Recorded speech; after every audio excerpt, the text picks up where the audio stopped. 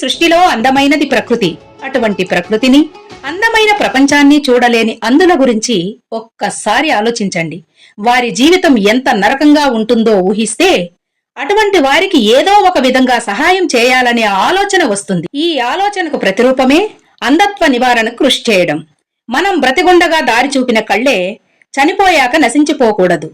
మన జీవిత కాలంలో ఇతరులకు సహాయపడకపోయినా చనిపోయిన తరువాతైనా మన కళ్లను దానం చేయగలిగితే అవి ఇద్దరికి చూపును ఇస్తాయి. మనిషి చనిపోయిన తదుపరి శరీరాన్ని కాల్చడమో పోడ్చడమో చేయడం ద్వారా శరీరంతో పాటు కళ్ళు కూడా నశించిపోతాయి.